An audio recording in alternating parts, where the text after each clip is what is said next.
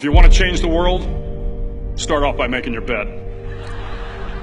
If you make your bed every morning, you will have accomplished the first task of the day. It will give you a small sense of pride, and it will encourage you to do another task, and another, and another. And by the end of the day, that one task completed will have turned into many tasks completed. Making your bed will also reinforce the fact that the little things in life matter. If you can't do the little things right, you'll never be able to do the big things right. And if by chance you have a miserable day, you will come home to a bed that is made, that you made. And a made bed gives you encouragement that tomorrow will be better. To pass SEAL training, there are a series of long swims that must be completed. One is the night swim. Before the swim, the instructors joyfully brief the students on all the species of sharks that inhabit the waters off San Clemente.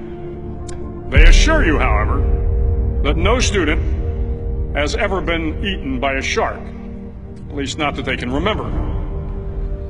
But you are also taught that if a shark begins to circle your position, stand your ground. Do not swim away.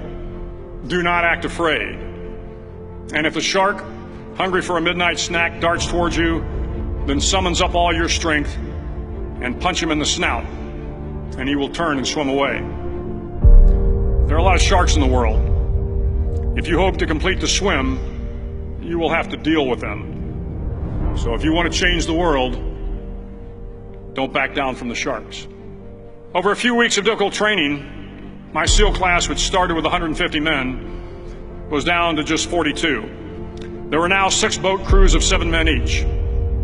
I was in the boat with the tall guys, but the best boat crew we had was made up of the little guys, the Munchkin crew, we called them. No one was over 5'5". The Munchkin boat crew had 1 American Indian, 1 African American, 1 Polish American, 1 Greek American, 1 Italian American, and 2 tough kids from the Midwest. They out-paddled, outran, and outswam all the other boat crews. The big men in the other boat crews would always make good-natured fun of the tiny little flippers the Munchkins put on their tiny little feet prior to every swim. But somehow these little guys from every corner of the nation and the world always had the last laugh, swimming faster than everyone and reaching the shore long before the rest of us. SEAL training was a great equalizer. Nothing mattered but your will to succeed, not your color, not your ethnic background, not your education, not your social status. If you want to change the world, measure a person by the size of their heart, not by the size of their flippers.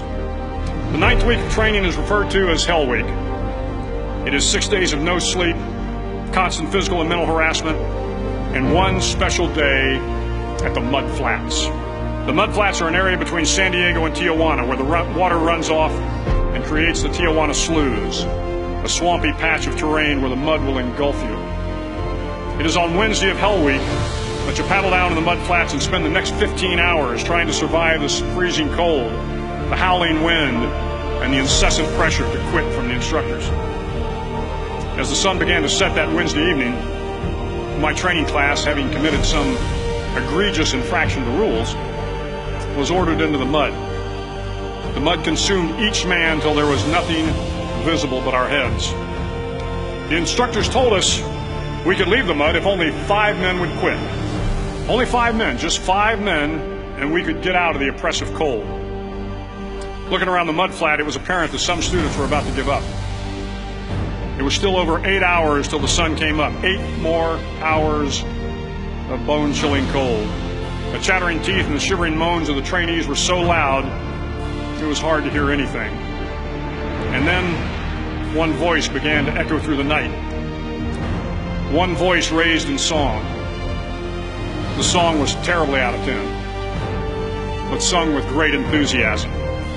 One voice became 2, and 2 became 3, and before long, everyone in the class was singing. The instructors threatened us with more time in the mud if we kept up the singing, but the singing persisted, and somehow the mud seemed a little warmer, and the wind a little tamer, and the dawn not so far away.